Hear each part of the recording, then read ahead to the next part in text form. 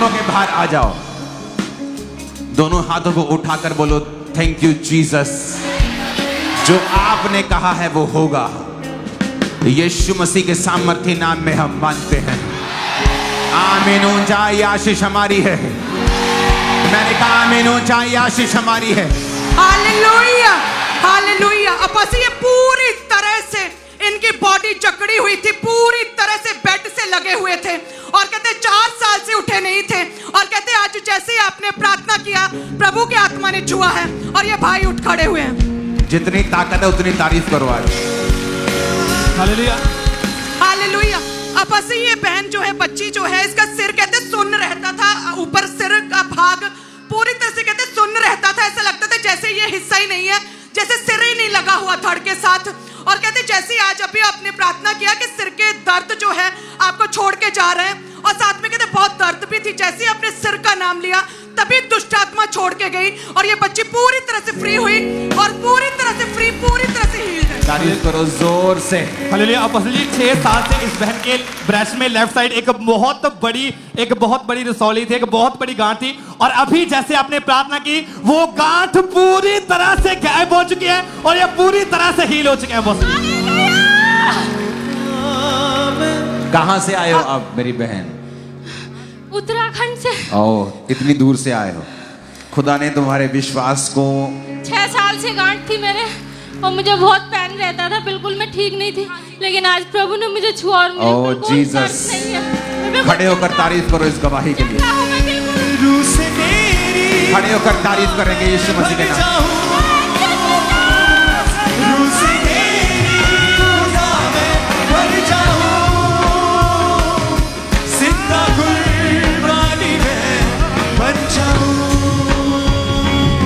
Hallelujah, hallelujah. अब बस ये भी बहन की लाइफ में एक बड़ा मिरेकल हुआ।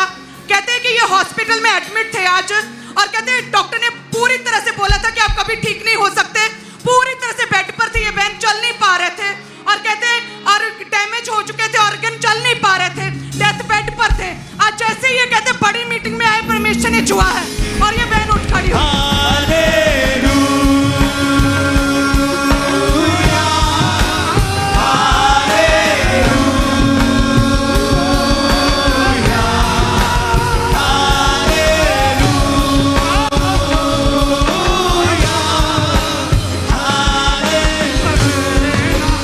घुटनों पे आओ, ऊपर हाथों को उठाओ और बोलो थैंक यू जीसस। आज की गवाहियों के लिए थैंक यू जीसस। तो बड़े काम कर रहे हैं, थैंक यू जीसस।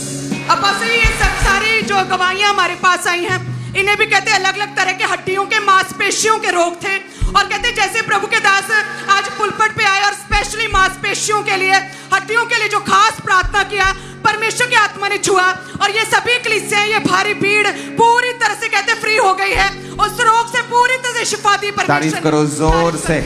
और अपोस्टल जी ये बहन 30 साल पहले अपने पोते के साथ मोटरसाइकिल पर जा रहे थे, वहां से गिरे थे और 10 हॉस्पिटल में इलाज करवाने के बाद ये आज चर्च में है, क्योंकि ना तुझे चल पाते, क्योंकि दोनों घुटने इनके खराब हो चुके थे, रीढ़ की हड्डी भी अपने स्थान से हिल चुकी थी। आज जैसे प्रेयर की एकदम से पूरे शरीर के अंदर करंट दौड़ा, उसके बाद चेक करके देखा 30 साल पुराना रोग खत्म हुआ और आज ये बहन हील हो चुकी है। और अपोस्टल इसी तरह से 3 साल पहले इस बहन को रीढ़ की हड्डी का एक ऐसा भयानक रोग हुआ कि ये अपने आप 1 मिनट भी खड़े नहीं हो पाते थे। डॉक्टर ने स्पेशल इनको बेल्ट लगा दी थी, 1 मिनट भी खड़े नहीं हो पाते थे, चलना बहुत दूर की बात है। और अभी अपोस्टल जैसे आपने प्रार्थना की, खुद खड़े हुए, चल पा रहे, दौड़ पा रहे, पूरी तरह से हील हो चुके हैं अपोस्टल जी। हालेलुया। अपोस्टल जी जैसे आज आपने बोला कि अपनी बॉडी पर ऑयल लगाओ और सारी बीमारियां आपको छोड़ के जा रही, प्रभु का आत्मा छू रहा है। नटाला ब्रांच में सिस्टर सुनीता कहते हैं इनके पीरियड बंद थे और जैसे ही आज आप पुलपट पर आए, आपको देखा और कहते जैसे ऑयल अपने पेट पर लगाया, वो कई सालों से ये पीरियड पूरी तरह से मासिक धर्म बंद थे, प्रभु की दया से वो मासिक धर्म अभी प्रभु की हजूरी में नटाला ब्रांच में खुल चुके हैं। तारीफ करो जोर से। सुनो, अपने हाथों को उठाओ। आज आपको मालूम होता है कि आज ऑयल मीटिंग है, परमेश्वर का आत्मा आपको छूने वाला है, तो टेस्टिमनी ये आएंगी, ये खत्म नहीं होगी। लेकिन एक बहुत इंपॉर्टेंट मैसेज है आज। इतना इंपॉर्टेंट मैसेज है कि अगर आपने इसे नहीं समझा तो शैतान उसका फायदा उठाएगा और उठाएगा ही उठाएगा। इसलिए अपने हाथों को उठाकर, बाइबल को उठाकर बोलो, परमेश्वर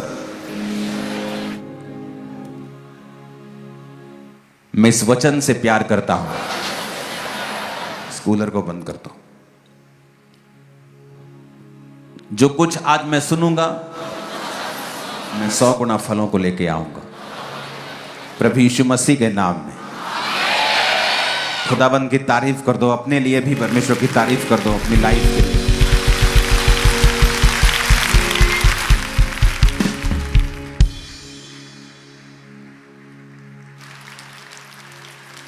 इस मैसेज को जब आप सुन रहे होंगे, आप महसूस करेंगे कि परमेश्वर की आत्मा ने आज आपसे गहरी बात की है।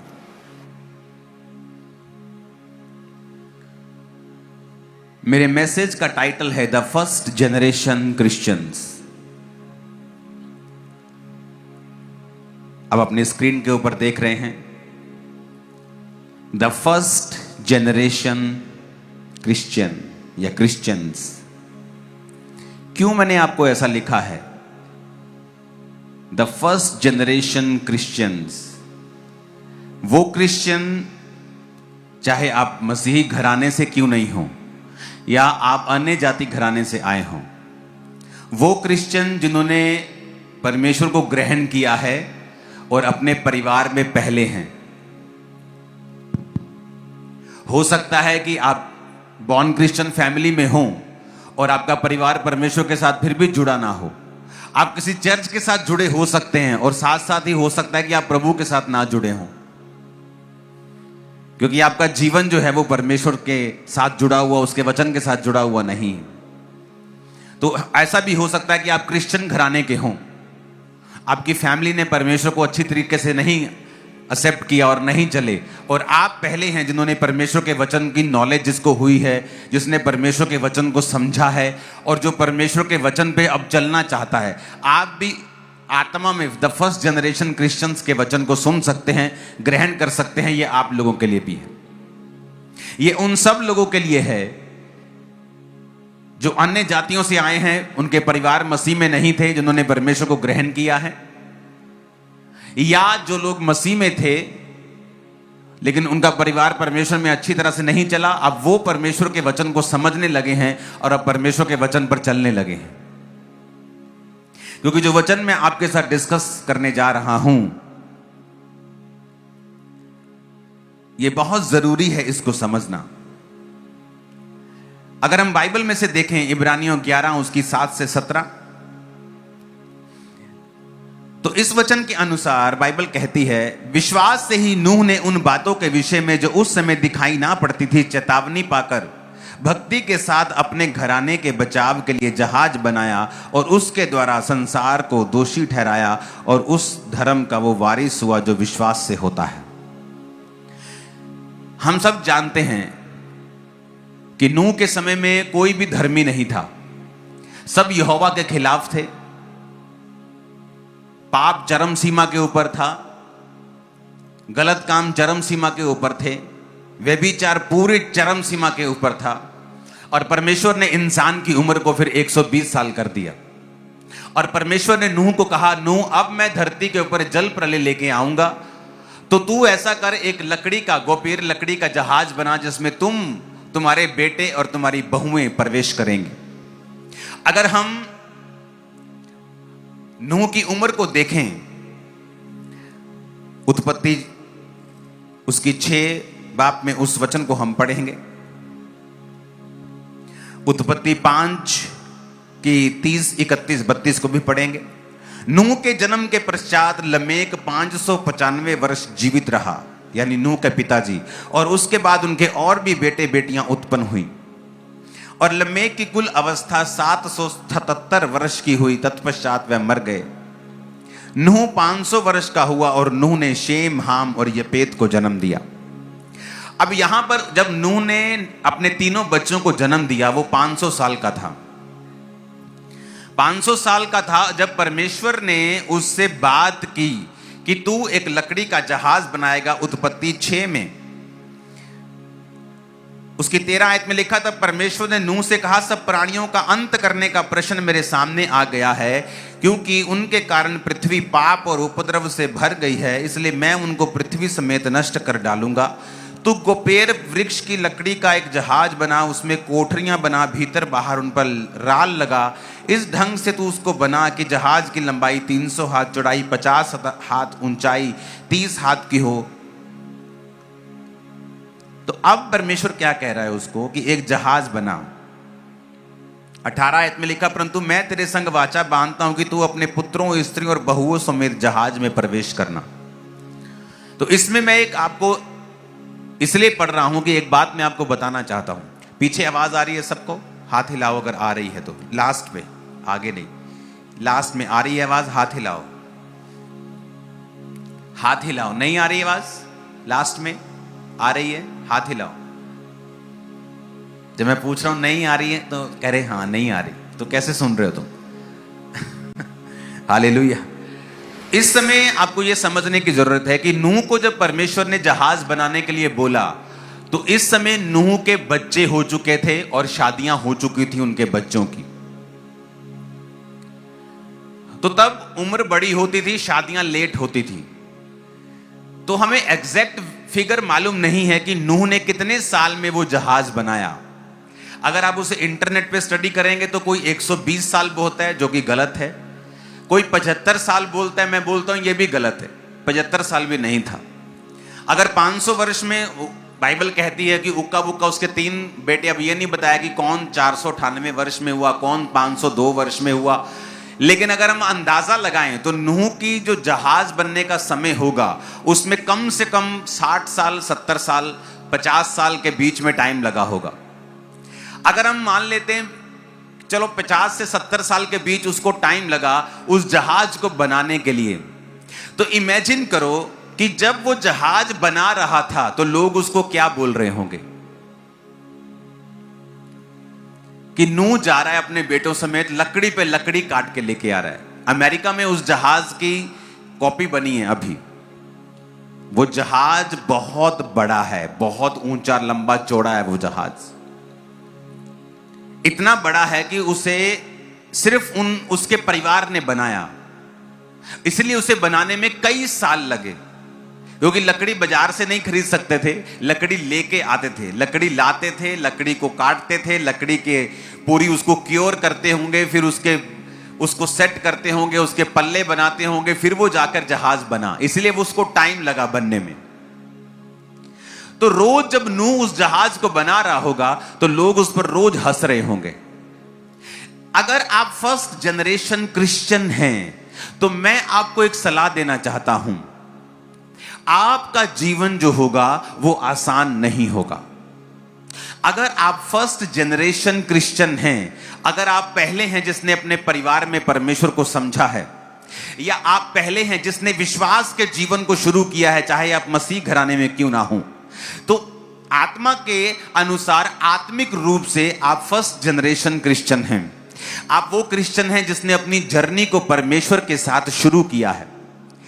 कौन कौन बाइबल में फर्स्ट जनरेशन क्रिश्चियंस थे? नूह एक फर्स्ट जनरेशन क्रिश्चियन था, यानी यहोवा को मानने वाला वो फर्स्ट जनरेशन था, क्योंकि बाकी सभी लोग परमेश्वर से अलग हो चुके थे। नूह और उसका परिवार परमेश्वर की निगाह में धर्मी था। और जब आप फर्स्ट जनरेशन क्रिश्चियन होते हैं तब आपकी जो जिंदगी होती है वो आसान बिल्कुल भी नहीं होती। आपको लगता है मैं ये क्या बोल रहा हूं? क्योंकि परमेश्वर आपके वंशों को देखता है, आने वाले वंशों को। वो उस योजना को देखता है जो आपके जीवन में परमेश्वर की पूरी होगी और आपके जीवन के द्वारा दूसरों की जिंदगी में पूरी होगी। जब आप फर्स्ट जनरेशन क्रिश्चियन होते हैं तो आप भूल जाइए कि कई बार आपकी प्रार्थनाओं का उत्तर जल्दी आएगा या आपके टाइम टेबल के हिसाब से आएगा। ऐसा नहीं होगा, क्योंकि जो परमेश्वर की योजना है वो बहुत बड़ी है आप लोगों के लिए। मैं फर्स्ट जनरेशन क्रिश्चियन हूं। मैं जानता हूं अपने जीवन के पहले 8 सालों में, मसीही 8 सालों के जीवन में मैं कितना दुखी रहा हूं। सेवा करने के बावजूद बीमार रहा हूं, सेवा करने के बावजूद डिप्रेस रहा हूं, सेवा में आने के बावजूद भी शैतान के साथ मेरी फाइट रही है, फैमिली ने रिजेक्ट किया है, दोस्तों को मैंने छोड़ा है, कितना मेंटल, फिजिकल, स्पिरिचुअल प्रेशर मेरी लाइफ पे रहा है। और ऐसा लगता था कि परमेश्वर जितनी प्रार्थना मेरी सुन रहा है, बस मेरा ही उत्तर नहीं दे रहा। अगर मैं दूसरों के लिए प्रार्थना कर रहा हूं तो उनका उत्तर झट आ रहा है, क्योंकि आप फर्स्ट जनरेशन क्रिश्चियन हैं। जब आप फर्स्ट जनरेशन क्रिश्चियन होते हैं तो परमेश्वर आपको कभी भी ऐसा नहीं लेता जैसा आप समझते हैं कि वो आपको ले, क्योंकि परमेश्वर की योजना इतनी बड़ी होती है, इतनी स्ट्रांग होती है आपकी लाइफ के लिए कि आप उसे अपनी नंगी आंखों और इस छोटे दिमाग से नहीं समझ सकते। आपको परमेश्वर को समय देना होगा, आपको परमेश्वर के साथ समय बिताना होगा उन सारी योजनाओं को समझने के लिए, और यह समय देना होगा कि वो योजनाएं आपकी लाइफ में पूरी हों। जिस तरह इब्रानियों 11 उसकी 7 से लेके 17 आयत तक हम पढ़ेंगे। अब मैं 8 आयत को पढ़ूंगा। विश्वास से ही अब्राहम जब बुलाया गया तो आज्ञा मानकर ऐसी जगह निकल गया जो मिरास में लेने वाला था, परंतु ना जानता था कि मैं किधर जाता हूं, तो भी निकल गया। विश्वास से ही उसने प्रतिज्ञा किए हुए देश में, पराये देश में परदेशी के समान रहकर इसहाक, याकूब और उसके साथ प्रतिज्ञा के जो वारिस थे तंबुओं में वास किया। प्रभु ने कहा, अब्राहम मेरे साथ चल, अपने देश, अपने परिवार, अपने कुटुंब को छोड़ दे। यानी एक साल्वेशन का मैसेज दिया, जैसे हम आपको साल्वेशन का मैसेज देते हैं कि जिसने बपतिस्मा लेना है, अगर वो पूरी तरह से प्रभु को कबूल करना चाहता है, बपतिस्मा लेना चाहता है, यीशु को फॉलो करना चाहता है और एक ही परमेश्वर उसकी लाइफ में होगा, वो लोग आगे आ जाएं और बपतिस्मा लें। इसी तरह से अब्राहम को भी एक साल्वेशन का कॉल आया कि अब्राहम अपने परिवार, कुटुंब सब कुछ छोड़ दे, क्योंकि ये तुम्हें छोड़ना पड़ेगा अगर तू उद्धार लेना चाहता है। तो बाइबल कहती है वो परमेश्वर के पीछे चला, और वचन में लिखा है विश्वास से ही अब्राहम जब बुलाया गया तो ऐसी जगह निकल गया जिसे मिरास में लेने वाला था, परंतु कहता मैं नहीं जानता था मैं किधर जाता हूं। प्रभु ने ये तो कह दिया अपने घर को छोड़कर निकल जा, पर यह नहीं बताया कहां जाना है। जिस तरह जब पहली जनरेशन होती है वो परमेश्वर में आ जाते हैं, अब ये नहीं मालूम आगे क्या करना है। अब परमेश्वर में तो आ गए हैं, अब ऐसा फील होता है कि यार अभी वो पोजीशन चल रही है कि ना आगे के हैं तो ना पीछे के हैं, कि परमेश्वर में तो आ गए लेकिन अभी प्रार्थना का उत्तर नहीं मिल रहा, परमेश्वर में तो आ गए लेकिन अभी परमेश्वर मुझे डिलीवर नहीं कर रहा, परमेश्वर में तो आ गए हैं लेकिन अगर वो जवाब सा नहीं आ रहा। क्योंकि अगर आप फर्स्ट जनरेशन क्रिश्चियन हैं तो आपकी आशीष उस हीलिंग और डिलीवरेंस से लाखों करोड़ों गुना बड़ी है अगर आप टिके रहे तो। कैसे टिकना है? अब बाइबल क्या कहती है? बाइबल कहती अब्राहम कनान में रहा, तंबुओं में वास किया, और जब वहां के लोग निकलते थे तो बोलते थे परदेसी बाबू। जैसे पंजाब के लोग जब यूपी बिहार से कोई काम करने आते तो बोलते हैं परदेसी हैं। जब आप लोग कनाडा में जाके काम करने जाते हैं पंजाबी, तो वहां के कैनेडियन बोलते हैं परदेसी लोग हैं, तो उसको लोग परदेसी बोलते थे। हालांकि परमेश्वर ने कहा था अब्राहम ये सारे देश जो है ना मैं तुझे दूंगा, लेकिन वचन कहता है कि वहां पर वो देश लेने की बजाय एक परदेसी के रूप में रहा। और बाइबल कहती है अब्राहम के जीते जी वो देश उसके वंश के नहीं हुए, बाद में हुए, जो परमेश्वर ने कहा था मैं इसे तेरे वंश को दूंगा। जो फर्स्ट जनरेशन क्रिश्चियंस हैं वो ये बात को समझें कि उनकी लाइफ में वो जल्दी जल्दी आशीषित होने का ट्राई मत करें। एक तरफ परमेश्वर आपको सहारा देगा, जिस तरह अब्राहम को उसने फाइनेंशियली ब्लेस किया, अब्राहम को उसने ऊंचा किया, प्रदेश में उसकी सहायता की, बड़े बड़े राजाओं को उसके द्वारा हराया, ये भी उसके जीवन में हुआ। ये नहीं कि आप फर्स्ट जनरेशन क्रिश्चियन है तो परमेश्वर आपके जीवन में गवाही नहीं देगा, वो देगा टेस्टिमनी, वो आपको कहीं कहीं डिलीवर भी करेगा, कहीं बड़ी गवाही भी देगा, कहीं आपके जीवन में मार्वलस काम भी करेगा। लेकिन एक बड़ा और काम है जो परमेश्वर फर्स्ट जनरेशन क्रिश्चियंस की लाइफ में करना चाहता है। लेकिन उसके लिए वचन कहता है कि जो फर्स्ट जनरेशन क्रिश्चियंस हैं उनके विश्वास को इस लेवल के ऊपर परखा जाएगा जैसा किसी कोई विश्वास को नहीं परखा गया। कितने मेरी बात को समझ रहे हैं? जो पहले क्रिश्चियन हैं, फर्स्ट जनरेशन, पहला वंश है, जो पहले हैं अपने परिवार में, या आत्मा में चलने वाले पहले हैं, या मसीह में आने वाले पहले हैं, आपके जो स्ट्रगल होंगे वो अलग होंगे।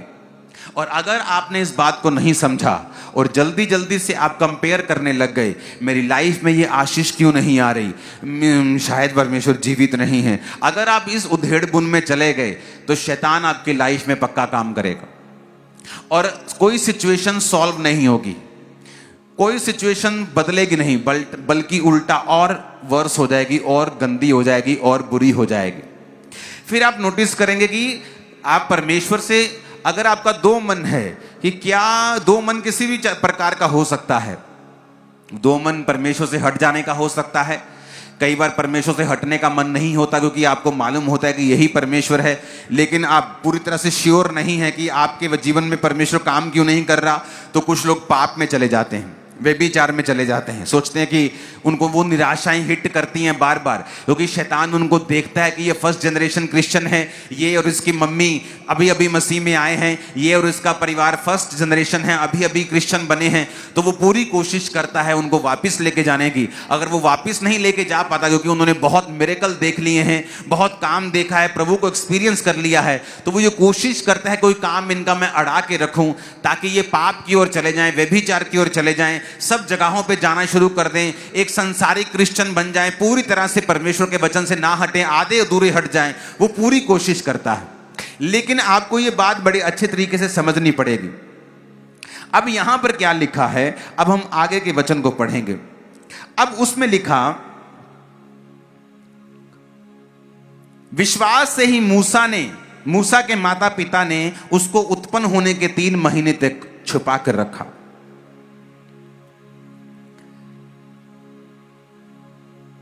तीन महीने तक छुपाया क्योंकि उन्होंने देखा बालक सुंदर है, वो राजा की आज्ञा से ना डरे। विश्वास ही से मूसा ने सियाना होकर फिरौन की बेटी का पुत्र कहलाने से इनकार कर दिया,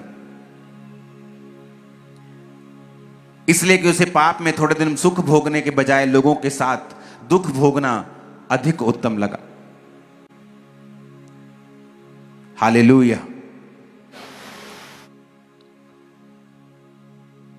अब मैं पढ़ूंगा 31 आयत को। विश्वास ही से राहाब वेश्या आज्ञा ना मानने वालों के साथ नष्ट नहीं हुई क्योंकि उसने भेदियों को कुशल से रखा था।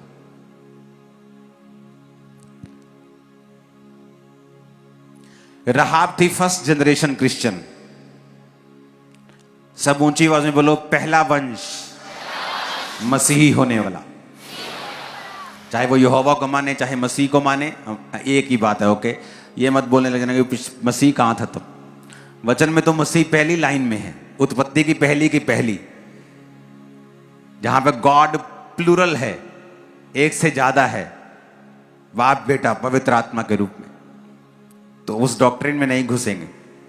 तो अब राहाब जो थी वेश्या थी, उसे ये मालूम पड़ रहा था कि यहोवा परमेश्वर के जो लोग हैं वो जीतते जा रहे हैं, और अब यहोवा परमेश्वर ने वचन दिया है कि जिस नगर में मैं रहती हूं वो नगर भी यहोवा के लोगों के वश में हो जाएगा।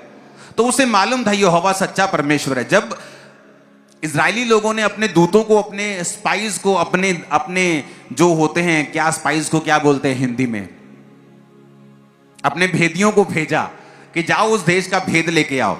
तो जब वो भेद लेने जा रहे थे तो लोगों ने उन्हें पहचान लिया, उनकी स्पाई एजेंसी ने भी पहचान लिया। तो लोग, राजा के लोगों ने पकड़ने के लिए इधर तो ढूंढने लगे और वो वेश्या के घर में गए। और राहाब वेश्या ये जानती थी कि ये परमेश्वर के लोग हैं और ये देश जहां मैं रहती हूं ये भी परमेश्वर के लोगों के हक में आ जाएगा। तो उसने एक रिस्क लिया और उसने अपनी छत पे जाकर वहां पर छत में उसने कुछ खाने वाली चीजें रखी हुई थी। तो वहां पर उनके नीचे जाके, जैसे बहुत सारे, मान लो अब समझ लो कि चावल के बहुत सारे सिट्टे पड़े हों, गेहूं के पड़े हों, तो उनके नीचे उनको छुपाकर उस सारे गेहूं को या उस अन्न को उनके ऊपर रख दिया। जब राजा के लोग ढूंढने के पता लगा कि वो तो राहाब वेश्या के पास गए हैं, तो जब वेश्या के घर में आए तो कहा वो तो 3 लोग आए थे। कहती आए थे लेकिन वो निकल गए हैं, अगर तुम जल्दी जल्दी अभी अभी भाग जाओगे ना उनके पीछे तो उनको पकड़ लोगे। ये आसान नहीं था। अगर उन्हें ये थोड़ा सा भी भनक हो जाती और वो छत पे चले जाते, हल्का सा भी अन्न को साइड पे करते अपनी सोटी से, तो राहाब को मृत्यु दंड ही नहीं मिलता, उसके साथियों को भी, उसके परिवार को भी मृत्यु दंड मिलता। तो रहाब ने एक लाइफ का रिस्क लिया। जो पहली जनरेशन के क्रिश्चियन होते हैं, आपकी लाइफ को में आपको रिस्क लेना पड़ता है। अगर आप पहली जनरेशन के क्रिश्चियन हैं, आपको रिस्क लेना पड़ता है। आपका परिवार, आपकी मां बोल देगी, अगर तुम मसीह में जाना है, कोई प्रॉपर्टी में तुझे हिस्सा नहीं मिलेगा। अब ये लाइफ का रिस्क है कि मैं अभी जाऊं कि अभी रुक जाऊं। अगर तुम मसीह में गए, तेरे को छोड़ देंगे। और सरपंच साहब आए तेन कहते तेरे ब्याह नहीं आवांगे। अरे तुम शादी में नहीं आओगे तो क्या परमेश्वर मुझे छोड़ देगा? लेकिन मेरे ऊपर ये प्रेशर रहता था, रिश्तेदारों की शादियों में जाना, अगर मैं नहीं जाऊंगा वो नहीं आएंगे, तो उनकी शादियों में नाच गाना शराब सब मैं देखता। मेरा अंदर से दिल दुखता था कि मैं क्रिश्चियन हूं, आत्मा पाया हूं, मैं क्यों आ रहा हूं। एक दिन मैंने कहा मैं नहीं आऊंगा, ये लोग मेरी शादी में आए चाहे ना आए। भाई साहब दौड़ दौड़ के आए वो मेरी शादी के ऊपर। अलग टेंट लगा रखा था थोड़ा, वो बाहर देख रहे हैं यार ये रिश्तेदार हैं यार, ਉਹਦੇ ਸਾਨੂੰ ਤੇ अंदर जा लेंगे। आप मेरी बात समझ रहे कि नहीं? तो अगर आप फर्स्ट जनरेशन क्रिश्चियंस हैं, you have to take risk. आपको रिस्क लेना पड़ेगा, क्योंकि जो फर्स्ट जनरेशन क्रिश्चियन हैं वो रिस्क उनके उस आत्मिक बिजनेस में जुड़ा हुआ है। अगर आप फर्स्ट जनरेशन क्रिश्चियन हैं, आपको अकेलेपन का सामना करना पड़ेगा, जिस तरह अब्राहम अकेला चल पड़ा। फर्स्ट जनरेशन क्रिश्चियन हैं तो कंफ्यूजन का सामना करना पड़ेगा, क्योंकि अब्राहम को बोल तो दिया बेटा चला जा अपने घर से, पर यह नहीं बताया क्या कहां जाना है। आप फर्स्ट जनरेशन क्रिश्चियन हैं तो कंफ्यूजन भी आएगी। आप फर्स्ट जनरेशन क्रिश्चियन हैं तो आपकी लाइफ में निराशा भी आएगी, अकेलापन भी आएगा, रिस्क भी आपको लेना पड़ेगा। पर मैं आपको बता देना चाहता हूं, इस हेवनली बिजनेस में, इस स्पिरिचुअल बिजनेस में जो कोई रिस्क लेगा उसका बिजनेस बहुत फलवंत होगा। वो इतना फलवंत होगा, इतनी आशीष का कारण होगा। अब हजारों लाखों वेश्याएं हुई होंगी, उनकी इज्जत को हम जानते हैं। वेश्या को लोग किस नाम से पुकारते हैं, किस तरह से उनका तिरस्कार होता है, किस तरह से उनको बुलाया जाता है, किस तरह से उनको प्रताड़ित किया जाता है। लेकिन आप देखो, उस रहाब वेश्या के रिस्क लेने के कारण वचन ये कहता है कि परमेश्वर ने अपनी ब्लड लाइन में उसे जोड़ा। उसको बोअज की वो वंश में उसको परमेश्वर ने घुसा दिया। उसने ऐसे बच्चों को पैदा किया जिससे दाऊद पैदा हुआ। बोअज, सलमोन, दाऊद का यशे, दाऊद से यीशु, यीशु से आप और मैं। आज यीशु मसीह की ब्लड लाइन में जब आप पढ़ते हैं, ब्लड लाइन को जब आप यीशु मसीह की वंशावली पढ़ते हैं अब्राहम से या आदम से, तो आपको रहाब वेश्या का भी उसमें जिक्र आता है, क्योंकि वो भी परमेश्वर के वंश लाइन में जुड़ गई थी। उसने तौबा कर ली, परमेश्वर को अपना जीवन दे दिया और रिस्क लिया। आज पता है क्यों लोगों की लाइफ में काम नहीं करता? क्योंकि वो रिस्क नहीं लेना चाहते, बिल्कुल भी रिस्क नहीं लेना चाहते। ना तो अपने रिश्तेदार को वो नाराज करना चाहते हैं, ना अपने दोस्त को नाराज करना चाहते हैं। मैंने ऐसे क्रिश्चियन लोगों को देखा है जो दूसरे लोगों को नाराज नहीं करना चाहते और उनके साथ हर वो जगह घूमते हैं जहां उन्हें नहीं घूमना चाहिए, हर वो जगह जाते हैं जहां उन्हें नहीं जाना चाहिए। क्यों? क्योंकि वो रिस्क नहीं लेना चाहते। वो अपनी दोस्ती का रिस्क नहीं लेना चाहते, अपने पैसों का रिस्क नहीं लेना चाहते। आज लोग सेवा करना चाहते हैं, अपनी सेहत का रिस्क नहीं लेना चाहते। आज मैंने देखा है पास्टर कई बहुत इजी लाइफ जीते हैं, बिल्कुल भी रिस्क नहीं लेना चाहते। लेकिन मैं जानता हूं कि सेवकाई को खड़ा करने में किस किस तरह के रिस्क आए हैं, किस किस तरह की चीजें आई हैं जो गवाही देने योग्य नहीं है, जिनकी गवाही नहीं दी जा सकती। लेकिन वो सारे रिस्क शामिल होते हैं फर्स्ट जनरेशन क्रिश्चियन बंदे की लाइफ में। अगर वो उन रिस्क को नहीं उठाता, वो कभी भी कामयाब नहीं होता। आज देश के सबसे बड़े जो इंडस्ट्रियलिस्ट थे, शायद कल उनकी डेथ हो गई और वो आज शायद उनका अंतिम संस्कार था। अगर आप उनके पिता की जीवनी पढ़ें, अगर आप उनके दादा की, उनके जो जनरेशन थी जिन्होंने बिजनेस स्टार्ट किया था, तो एक समय ऐसा भी आया था जब उनके घर बेचने की नौबत आ गई थी। बिजनेस इतना डाउन हो गया था कि जो इन्वेस्टर थे उन्होंने बोल दिया था बिजनेस के मालिक को कि तुझे 20 रुपया महीना तनख्वाह देंगे, आप अपने बिजनेस पे तनख्वाह लोगे, आप अब मालिक नहीं हो।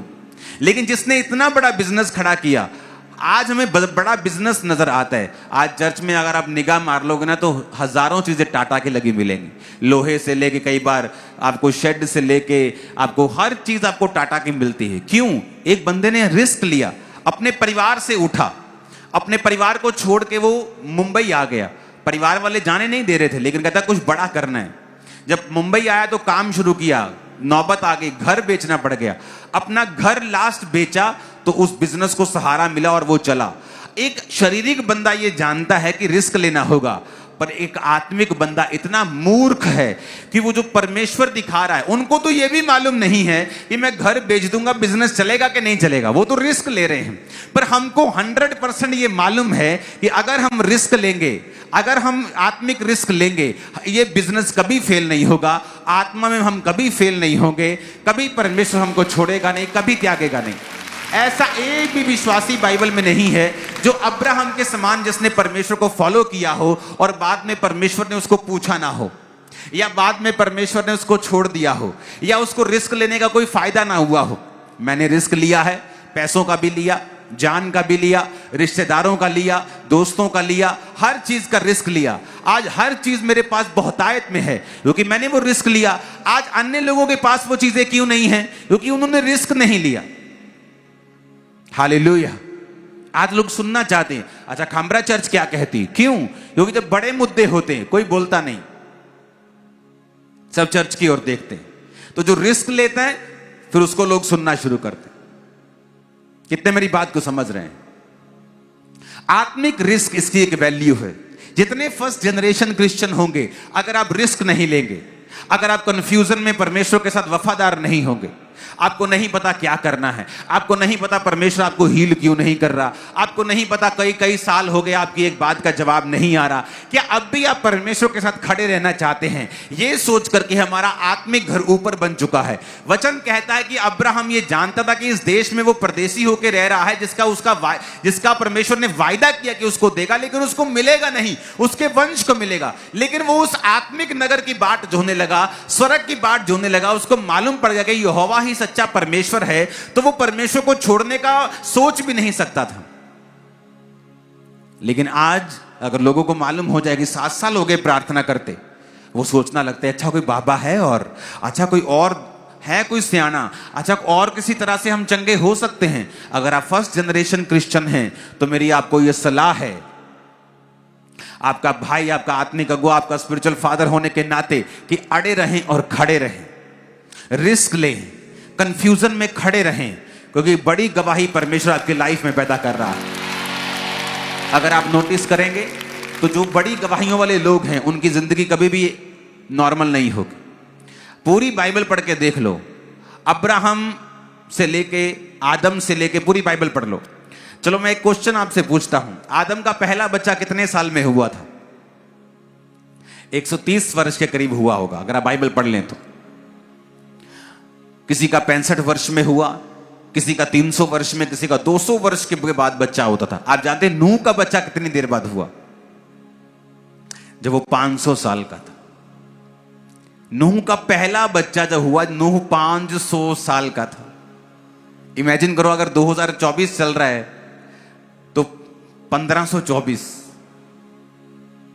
और आज बच्चा हुआ। पता नहीं नूह ने क्या क्या देख लिया होगा।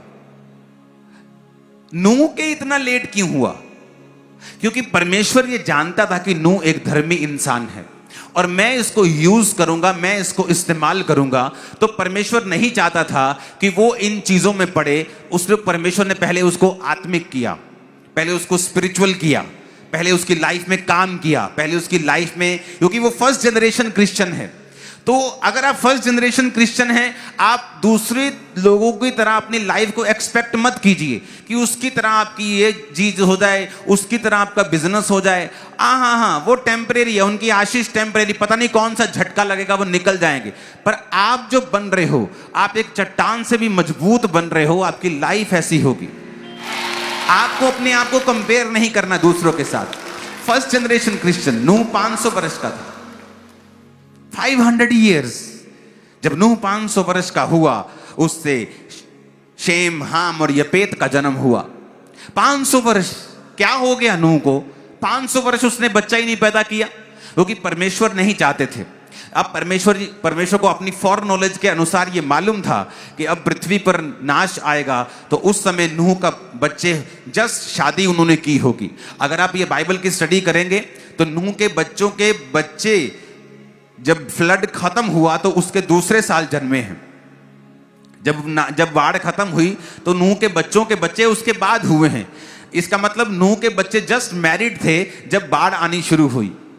तो आपको ये बात मालूम होगी कि क्यों परमेश्वर ने नूह के जीवन में 500 साल ले लिए, कि ये परमेश्वर उसकी लाइफ में एक बच्चा देने से पहले, 2-3 बच्चे देने से पहले। हालेलुया, ऊंची आवाज में हालेलुया बोलो। और अब परमेश्वर को ये मालूम था कि अब अगर ये अकेला होगा तो ये जहाज भी नहीं बना पाएगा, तो परमेश्वर ने पहले उसकी शादी की, उसके बच्चे किए। जब बच्चे बड़े हो गए तो परमेश्वर ने कहा अब पूरा परिवार मिलकर बनाओ। तो कई बार हमें, जब हम चल रहे होते हैं, हमें मालूम नहीं होता, हमारी आत्मिक आंखें बंद होती हैं कि परमेश्वर मेरी लाइफ में क्या कर रहा है, ये क्यों हो रहा है, मैं लेट क्यों हूं, मैं ये फलाना जीवन मेरे जीवन में क्यों हो रहा है, यार ये मेरी लाइफ में क्यों हो रहा है, यार ये वाली चीज मेरी लाइफ में क्यों हो रही है। तो हमें मालूम नहीं होता, क्योंकि जब हम अपनी स्पिरिचुअल आइज ओपन करके पूरी तरह से प्रभु के ऊपर विश्वास करेंगे, तब हमें मालूम होगा कि जो कुछ भी मेरी लाइफ में हो रहा है is the plan of God. ये खुदा का एक मास्टर प्लान है। मुझे उस प्लान के नीचे प्रार्थना करनी है, खुदा में बने रहना है, पवित्रताई में बने रहना है, परमेश्वर में रिस्क उठाने हैं, दुनिया की बिल्कुल भोरा भी एक पंजी जिंदगी के अंदर ना पंजाबी की परवाह नहीं करनी, किसी व्यक्ति की परवाह नहीं करनी, किसी बंदे की परवाह नहीं करनी। मुझे परमेश्वर को देखना है और वो फल पाना है जो किसी के पास नहीं होगा। Hallelujah, hallelujah. अगर आपको ये बात समझ नहीं आ रही, तो जब मैं मसीह में आया मैं 19 साल का था, लेकिन इतने साल मैंने मैरिज नहीं की, कोई गर्लफ्रेंड नहीं, कोई पंगा नहीं। मुझे मालूम था परमेश्वर मेरी स्पिरिचुअल लाइफ में काम कर रहा है। और जब मेरी एज 29 हुई तो परमेश्वर ने कहा था कि अब मैरिज करने का समय, जबकि मुझे उस समय लगता था कि मैं मैरिज करूंगा तो स्पिरिचुअली मुझे फर्क ना पड़े। तो प्रभु ने कहा नहीं, अगर तू मैरिज करेगा बल्कि तू और ग्रो होगा।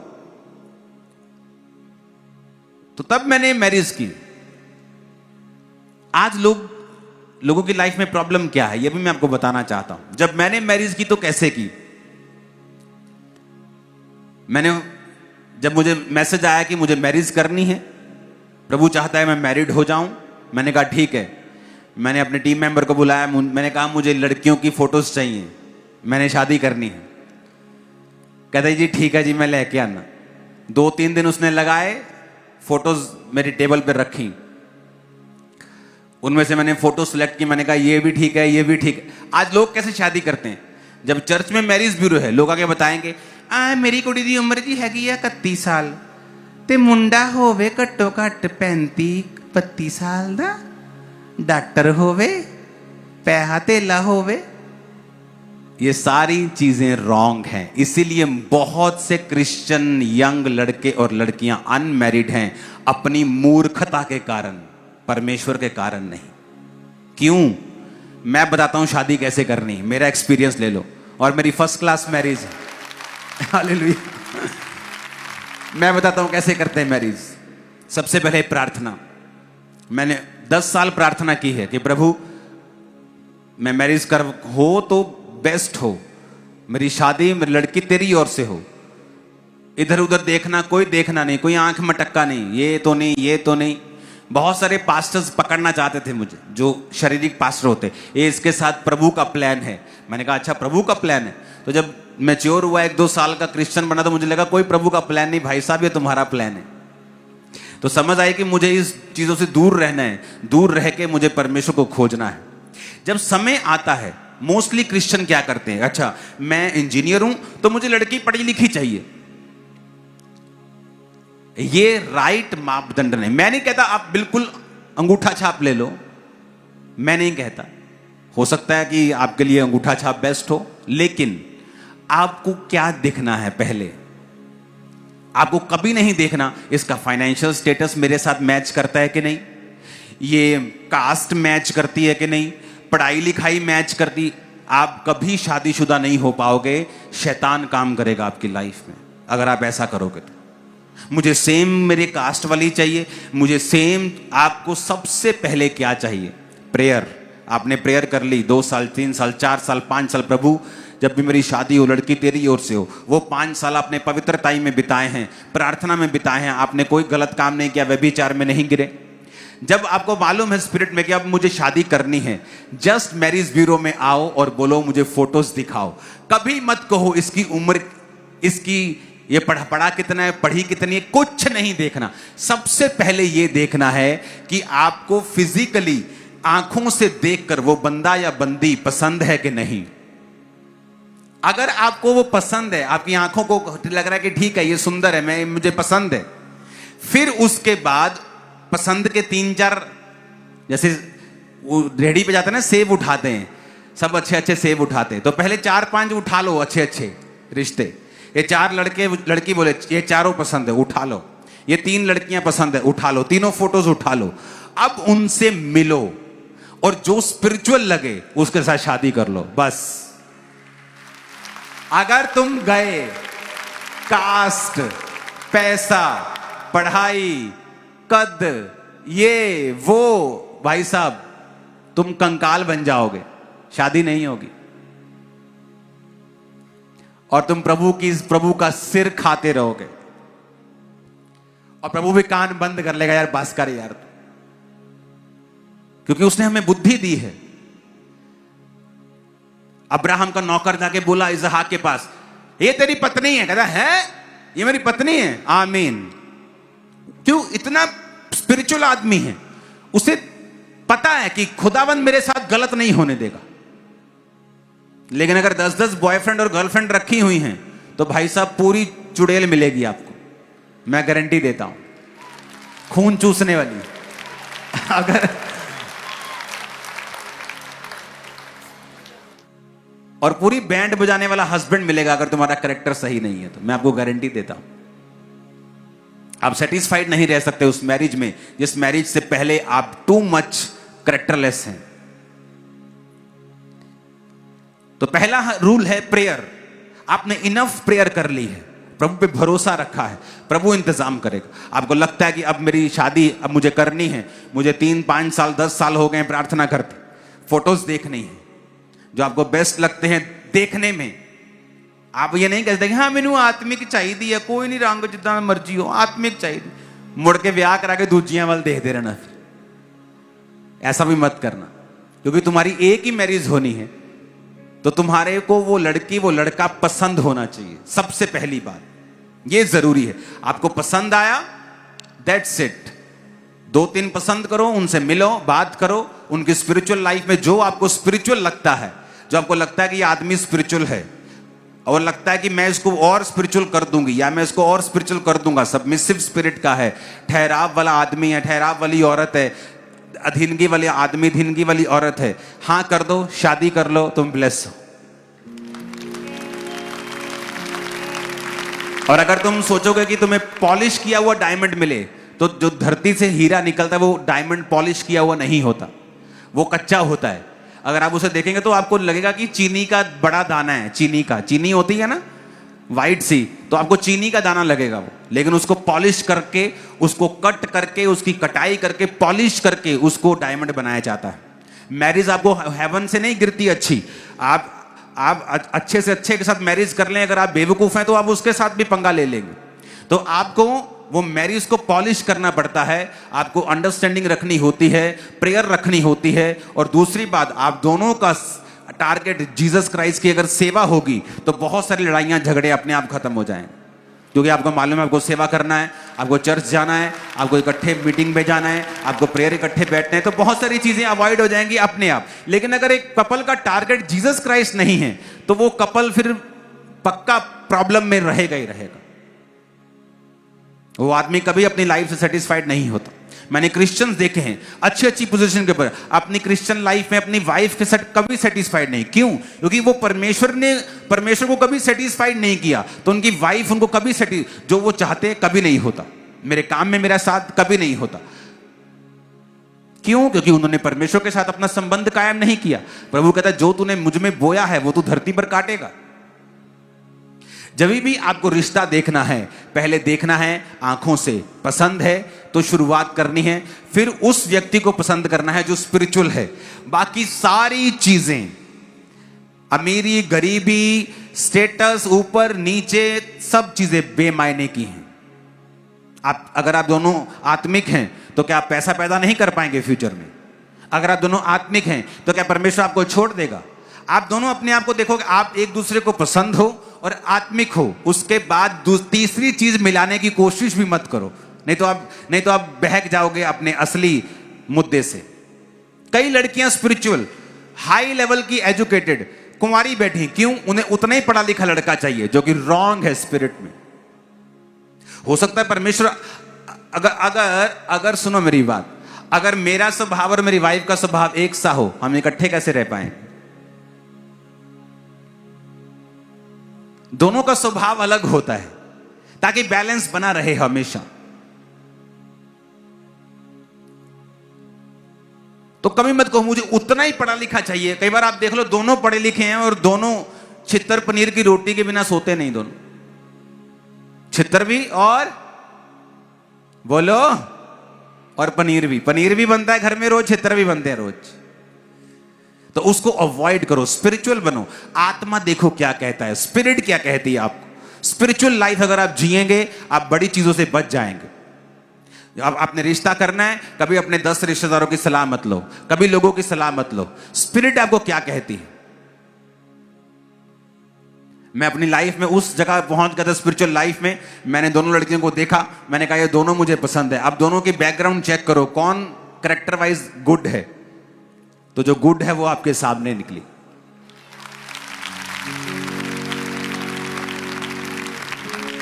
और जो गुड नहीं थी वो बेचारी रह गई। हालांकि वो फोटो नंबर 1 थी और उसको नहीं मालूम, क्योंकि जब उसका कैरेक्टर मालूम किया गया वो गिरी हुई थी अपने कैरेक्टर में। और उसे नहीं मालूम जब वो गिरी थी उसने क्या मिस किया होगा, उसको नहीं मालूम। कितने मेरी बात को समझ रहे हैं? और जब मैंने देख लिया, मैंने पसंद कर लिया, मैंने पहले फोटो को पसंद किया, फिर मैंने बुलाया थर्सडे वाले दिन। जब ये आई मेरे सामने बैठी, मैंने मम्मी को बुलाया। मैं कहा मम्मी थोड़ी नूह आई, मिल लो। कहते ये क्या हो गया एकदम? मैं कहा हो गया बस। इमेजिन करो, कोई मीटिंग नहीं। इसकी फैमिली को बुलाया अगले दिन। मैं कहा आ जाओ। कहते की गल? मैं कहा तेरी कुड़ी दी सगाई है। कहते कितने नाल? मैं कहा मेरे नाल, आ जाओ। अगले दिन पार्लर भेजा, तैयार किया, सगाई की, खत्म काम। तब से हम इकट्ठे हैं। हालेलुया। कितने मेरी बातों को समझ रहे हैं? आपको ये बात बड़े ध्यान से समझनी है। आप फर्स्ट जनरेशन क्रिश्चियन हैं, अपनी लाइफ को कभी कंपेयर मत करो। ले मेरे मासी दे मुंडे दा हो गया, ओ मेरे भरा दा मुंडा बाहर। नेवर। आपकी लाइफ, आपको रिस्क लेना होगा, आपको विश्वास के साथ चलना होगा, आपको कंफ्यूजन में परमेश्वर के साथ वफादार रहना होगा। आपका एक ही टारगेट होगा, जीसस जीसस, मुझे वापस नहीं मुड़ना। मर जाऊंगा, मर जाऊंगी, वापस नहीं जाऊंगी, अड़ी रहूंगी, खड़ी रहूंगी, गवाही के साथ आऊंगी। आमीन। खड़कने वाला चाहिए चर्च। Hallelujah, hallelujah. आप मेरी बात को समझ रहे कि नहीं? आपको ये चीजें जरूरी हैं। अगर आप नहीं करेंगे आप एक विक्टोरियस क्रिश्चियन नहीं हो सकते। द फर्स्ट जनरेशन क्रिश्चियन अलग हैं। ये वो क्रिश्चियन हैं जो आने वाले वंशों के लिए भी काम कर रहे हैं। ये वो क्रिश्चियन हैं, बाइबल कहती है प्रभु यीशु मसीह का जब जन्म हुआ तो राजा को मालूम हुआ कि राजा पैदा हुआ है तो उसको मारना जरूरी है। तो बाइबल कहती है जहां यीशु मसीह पैदा हुए थे वहां 1 और 2 साल के सब बच्चों को मरवा दिया था। अगर आप क्रिश्चियन लाइफ की बात करें, जो लोग मसीह में आते हैं पहला 1 साल और पहले 2 साल उसकी लाइफ में बड़े कठिन होते हैं, बड़ी कंफ्यूजन उनकी लाइफ में होती है, बड़े विरोध होते हैं। क्यों? क्योंकि शैतान छोटे बच्चे विश्वासी जो होते हैं उनको मारना चाहता है कि उनको तभी खत्म कर दिया जाए। क्योंकि जैसे जैसे आप मसीह में आगे बढ़ते जाएंगे और आपके साल बढ़ते जाएंगे, आपका स्ट्रॉन्ग विश्वास बढ़ता जाएगा, प्रभु के साथ सहभागिता बढ़ती जाती, आप फिर सेम नहीं रहते, आप वापस जाने के नहीं सोचते। Hallelujah, hallelujah. ऊंची आवाज में हालेलुया बोलो जरा। अब आपको राहत की तरह रिस्क लेना है कि नहीं लेना? आपको अब्राहम की तरह विश्वास के साथ अपने कुटुंब को, अपने घर को छोड़ के चलना है कि नहीं चलना आपके ऊपर। आपको परमेश्वर में भरोसा रखना है। हालेलुया। बाइबल कहती जब अलीशिबा के कोई भी बेबी नहीं हुआ तो कई डॉक्टर बोलते होंगे तब उस वहां के वैद्य, तेरी गर्भ बंधी हुई है, तेरे अंदर कुछ प्रॉब्लम है, तेरे हस्बैंड में कुछ प्रॉब्लम है। अब कोई ना कोई मेडिकल रीजन तो बनेगा ही जब बेबी नहीं होगा, लेकिन ये असल कंडीशन नहीं थी। असल कंडीशन आत्मा में ये थी कि प्रभु यहोवा परमेश्वर ये चाहते थे कि यूहन्ना बपतिस्मा देने वाले का जन्म एक निहायत ही आत्मिक परिवार में हो। अलीशिबा और जकरिया इतने धर्मी थे और प्रभु की आज्ञाओं पर निर्दोष चलने वाले थे। लिखे चिट्ठियां निकाल रहे, मतलब चिट्ठी मतलब लॉटरी सिस्टम होता था कि आज कौन परमेश्वर के भवन के अंदर जाकर सारी रीति रिवाज करेगा, तो याजकों में चिट्ठी बढ़ती थी। तो लिखा चिट्ठी किसके नाम की निकली? जकरिया के नाम की। और वचन क्या कहता है? प्रभु की आज्ञाओं पर निर्दोष चलने वाला था। और तब कितने साल का था? भाई साहब बूढ़ा हो चुका था। एक बंदा जवानी में शादी करता है, बुढ़ापे तक निसंतान है, और तब भी वचन ये गवाही देता है कि वो प्रभु की आज्ञाओं पर निर्दोष चलने वाले थे। आज मैं गारंटी देता हूं, यहां किसी का 6 साल 5 साल तो वो 3 साल भी काम ना हो, बोलेगा चर्च में मैं नहीं आऊंगा, क्योंकि वो नहीं सुनना चाहता प्रभु ने उसके लिए क्या रखा है। क्या यहां लंगड़े नहीं चलते हैं? क्या बच्चे नहीं हुए बांझ के? हुए हैं। क्या कैंसर नहीं गए? क्या लंगड़े नहीं चले? क्या पैरालाइज के रोगी, क्या अंधे, क्या गूंगे, क्या बहरे हील नहीं हुए हैं? लेकिन कई बार परमेश्वर जो फर्स्ट जनरेशन क्रिश्चियन है, जिनकी लाइफ में बड़ा प्लान है, उनको परखता है, उनको चेक करता है। यहां है कोई ऐसा जो बोले कि मैं बचपन से उसकी आज्ञाओं पर निर्दोष चलने वाले, लेकिन मेरे पास बेबी नहीं। वचन कहता है कि बेबी नहीं है, बल्कि वो निर्दोष था। ये नहीं कि पापी था तो बेबी नहीं, बल्कि निर्दोष था तब भी बेबी नहीं था। क्यों? क्योंकि परमेश्वर इंतजार कर रहा था कि मैं यूहन्ना उस परिवार को दूंगा जो निर्दोष मेरी सेवा करने के लिए तैयार हैं, क्योंकि परमेश्वर ने यूहन्ना को सेवा के लिए इस्तेमाल करना था। तो परमेश्वर यूहन्ना नबी को एक सेवा वाले घर में देना चाहता था, और वो घर जो बिना किसी लालच के, बिना किसी लालच के सेवा करने के लिए तैयार हो, ताकि यूहन्ना जब तैयार हो रहा हो, उस घर को किसी भी चीज का लालच ना हो अपने बच्चे से, जो उसको खींचता फिरे, वे आजा, वे चर्च की करता तू, ओए कार आजा, कार काम पे। वो उनको, परमेश्वर को मालूम था कि मैं उसको वो परिवार दूंगा जो इसको, जब ये जंगलों में रहेगा, दूसरे बच्चों से अलग जाकर मैं इसकी तैयारी कर रहा हूंगा, तो ये इनको पीछे नहीं खींचेगा। तो परमेश्वर इंतजार कर रहा था कि यीशु मसीह के जन्म के साथ ही मैंने यूहन्ना का जन्म देना है। तो परमेश्वर ने इंतजार किया इतने साल कि एक ऐसे परिवार को ढूंढें जो लगातार वफादार रहा हो। जब वो मिल गया, जब परमेश्वर ने देख लिया, परमेश्वर ने कहा, अलीशिबा, जकरिया, अब तेरे बेटा पैदा होगा जो दाखरस और मदिरा कभी नहीं पिएगा, जो मां के गर्भ से पवित्र आत्मा से परिपूर्ण होगा। ओ आमीन, ऊंचे वाला चाहिए चर्च। आप परमेश्वर की प्लानिंग देख रहे हो कि नहीं देख रहे हो? किस तरह से उसने प्लान किया। और ये प्लान कितने साल का था? 80 साल हो सकता है, 60 साल हो सकता है। आपको बड़ा पेशेंस रखना पड़ेगा परमेश्वर में, बड़ा धीरज रखना पड़ेगा अगर आप चाहते हो खुदाबंद आपकी लाइफ में बड़ा काम करे। बहुत पेशेंस के साथ आपको प्रभु में चलना पड़ेगा, निराशा और आंसू में भी चलना पड़ेगा। लेकिन जब वो समय बीत जाएगा, आपकी गवाही जब आएगी, लाखों करोड़ों उस गवाही को सुनेंगे, मुंह बंद हो जाएंगे शैतान। तो क्या वो जीवन आप प्रभु को देने के लिए तैयार हैं? उस तरह से परमेश्वर में चलने के लिए तैयार हैं? क्या आप फर्स्ट जनरेशन क्रिश्चियन हैं? तो ये वचन आपके लिए है, आपको स्ट्रांग करने के लिए है। एक दिन आपका जवाब आएगा और आप बड़ी गवाही के साथ होंगे। ऐसा एक भी धर्मी नहीं है जिसको परमेश्वर ने बाइबल में बुलाया हो और उसके बाद उसकी प्रार्थना ना सुनी हो। एक समय आएगा जब परमेश्वर आपको चेक कर लेंगे और उसके बाद आपका उत्तर देंगे। अपने घुटनों पे आओ, अपने घुटनों पे आओ। टीम आपको ले हैंड करना है रुमाल के साथ। जितने लोग हैं उन पर, सिर्फ कार्ड वाले लोग और ले हैंड साइड सेक्शन वाले लोग उन पर नहीं। अपने हाथों को हिलाओ। Thank you Jesus. बात करें मेरे साथ खुदा से, बोलो परमेश्वर, खुदा बाप, मुझ पे दया कर, मेरे विश्वास को बढ़ा। आज से मैं तेरे साथ वफादारी का वायदा करता हूं। आज से मैं तेरे साथ वफादारी का वायदा करती हूं। सब बहनें बोलो ऊंची आवाज में, वायदा करती हूं। भाई बोलो वायदा करता हूं ऊंची आवाज कि मैं तेरे साथ वफादार रहूंगा, रिस्क उठाऊंगा, विश्वास से चलूंगा, हर तरह के कंफ्यूजन में तेरे साथ वफादार रहूंगा, रोज प्रार्थना करूंगा और आत्मा से चलूंगा। मेरा विश्वास है कि आप मुझे एक बड़ी गवाही के साथ वापस लेके आएंगे। आमीन। ऊंची आवाज में ये आशीष आपकी होगी। अपनी